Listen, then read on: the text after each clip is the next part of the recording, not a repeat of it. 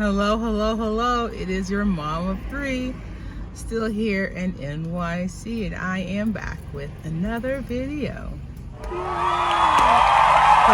welcome. If this is your first time on my channel, my name is Taneza. I'm the mother of three magnificent kids living in the heart of New York City. I do have a YouTube family, my tribe. All you have to do, SUBSCRIBE, SUBSCRIBE. All you have to do to become a member of my tribe is to hit the button that says subscribe. If you have already subscribed to my channel, thank you for the support. Turn on your notifications so that you get every single upload. Within my tribe, I do play favorite. I do. And within my tribe is a special group of members, my Bible scholars. We are reading through the Bible this year. Get excited. This video is actually a review. 2 Chronicles chapter 7 and 8. 7 and 8. 7 and 8. Let's just dive right in, okay? Chapter 7 is all about the dedication of the temple. I wanted to read the first 3 verses of chapter 7, verses 1, 2, and 3. When Solomon finished praying, fire came down from heaven and consumed the burnt offering and the sacrifices, and the glory of the Lord filled the temple. The priests could not enter the temple of the Lord because the glory of the Lord filled it. When all the Israelites saw the fire coming down and the glory of the Lord above the temple, they knelt on the pavement with their faces to the ground. They worshiped, gave thanks to the Lord, saying, "He is good. His love endures forever." How beautiful is that? King Solomon and his people offered sacrifices, not just any sacrifices. 22,000 cattle heads, 120,000 sheep and goats. The priests took the instruments made by David. Put in my notes, the Lord loves music. They blew trumpets. They were made to praise the Lord. Instruments that David made were made. Imagine that. You have a piano. You play a piano. And the only thing that you play on that piano is praise music. The trumpets that David made were made to praise the Lord. Solomon observed the festival for 7 days. The Lord appears to Solomon at night.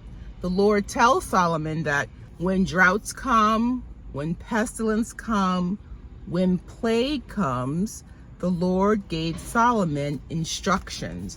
This is a very popular verse, and actually, I picked it as the memory verse for my kids for this week. 2 Chronicles chapter 7, verse 14, it says, "If my people," this is God giving direct instructions to King Solomon, "if my people who are called by my name will humble themselves, pray, seek my face, turn from their wicked ways, then will I hear from heaven, forgive their sin, and will heal their land." Instructions: if you will humble yourself and pray, seek the Lord's face, turn from their wicked ways, then will I, the Lord, hear from heaven, the Lord will forgive their sin, and the Lord will heal their land. Verse 15, "Now my eyes will be open and my ears attentive to the prayers offered in this place." God tells King Solomon that if he walked before the Lord in obedience, the Lord will establish his throne. But if he was disobedient, he followed other gods, lowercase g, turning away from the Lord, Israel will be uprooted and the temple will be rejected. God is clear. He sure is on his instructions to King Solomon. Chapter 8, all about Solomon's other activities. So within the span of 20 years, Solomon was active. He built the temple, he built his palace, he rebuilt villages, He built store cities.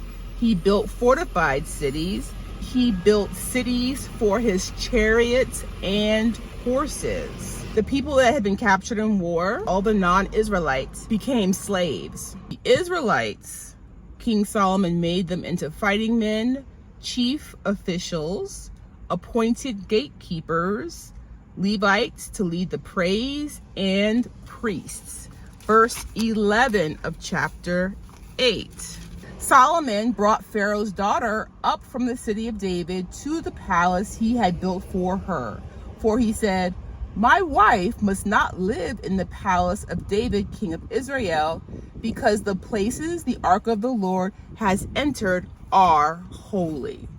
Verse 16, all Solomon's work was carried out from the day the foundation of the temple of the Lord was laid until its completion. So the temple of the Lord was finished.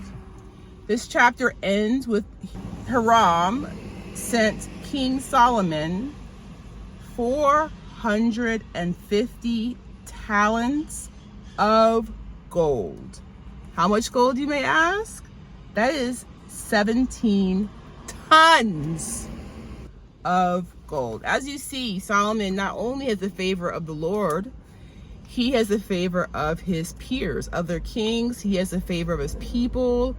Again, by praying for wisdom, God just blessed him with everything his heart could desire. That, my Bible scholars, is the end of our review. As always, questions, comments, revelations, drop them in the comments below. Our next review will cover 2 Chronicles chapters 9 and 10.